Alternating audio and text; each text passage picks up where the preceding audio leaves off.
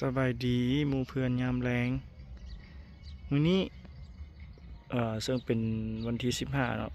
ปีใหม่ลาวมื้อที่2ขี่รถลิ้นเนาะหลังจากเมื่อยแฮงจากการกินเหล้ากินเบียร์พักผ่อนเฉลิมฉลองปีใหม่ที่เราเห็นอยู่ข้างหน้านี่ก็คือภาพด้านในหรือว่าด้านทั้งหลังของสถานีรถไฟลาวจีนนะ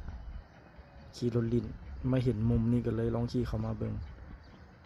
แต่ว่าเพิ่นก็เฮ็ดกำแพงอ้อมไว้นะบ่ให้คนเข้าไปอ้อมแอมบริเวณก็จะเป็นทุ่งนาทุ่งไร่ทุ่งนาก็จะมีเฮือนคนประชาชนอยู่เนาะก็บ่หลายปานใด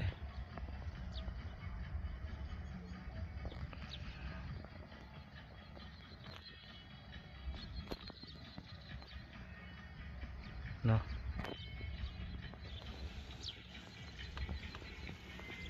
ทั้งหลัง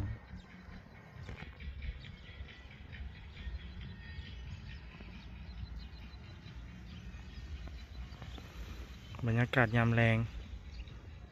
อากาศเย็นดีเนาะซึ่งตัวนี้เข้ามาอยู่ใกล้ๆเลยค่อนข้างจะเงียบหลายเนาะอาจจะบ่แม่นช่วงที่รถไฟเพิ่นมาลงอาจจะเป็นช่วงเวลา 7 โมง 8 โมงอาจจะเป็นเที่ยวสุดท้ายจากหลวงพระบาง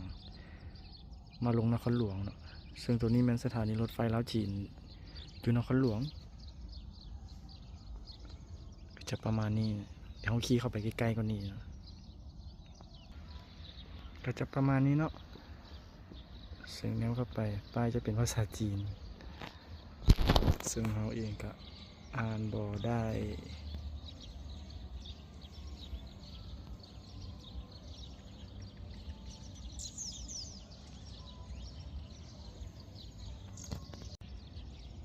อาจจะมีภาษาลาวนำเนาะ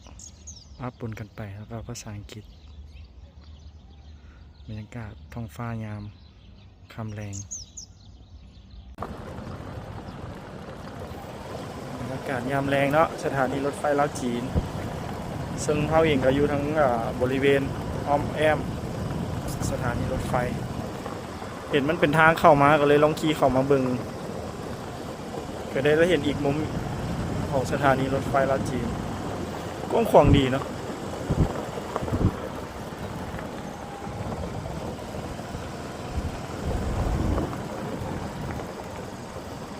กว้างหลายก็บ่ฮู้ว่าเส้นทางตัวนี้สิขี่ซอดออกไปไสบ่เพราะว่าเฮาเข้ามาจากเส้น450 ปีเส้นทางสถานีรถไฟคอนกรีตแล้วมีหอมเข้ามาก็เลยลองขี่เข้ามาเบิ่งเดี๋ยวลองขี่ไปเบิ่งว่ามันสิซอดออกไส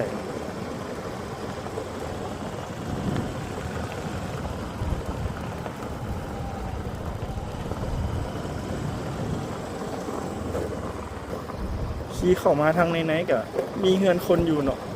หลายอยู่เพราะว่าต่อไปเมื่อหน้าวิสิมีคนมาอยู่หลายเลยแหละ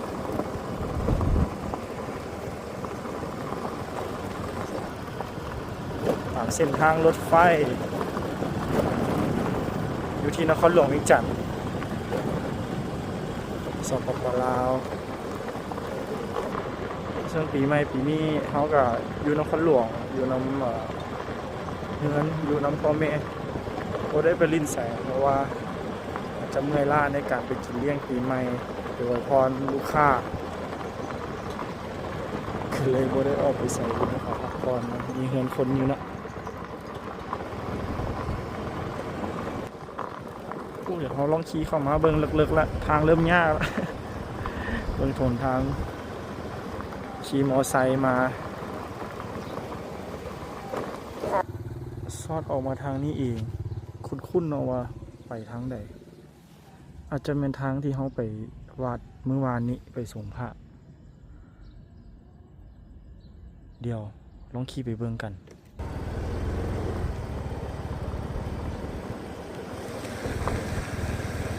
เนี่ยแม่นอีหลีซอดมาทางวัดซอดมาทางวัดที่เฮามาส่งพระเมื่อวานนี้นี่แม่นเลยแม่ไปพุ่นก็จะเห็นสถานีรถไฟนี่เองทุกคน วัดที่เข้ามาเมื่อวานนี้เราได้มีโอกาสมาส่งพระในเทศกาลวันปีใหม่มื้อนี้บ่เห็นมีคนมาส่งพระเงียบเลย อาจจะมาแต่สวยแล้วเนาะแรงๆเจ้าอ่ะจะไปลิ้นต่อสวยงามบ่ทุกคน นี่เอิ้นว่าปราสาททรายบ่หรือว่าแม่นหยังเฮาก็บ่แน่ใจเนาะเพราะว่าเพิ่นเฮ็ดด้วยทราย สวยงาม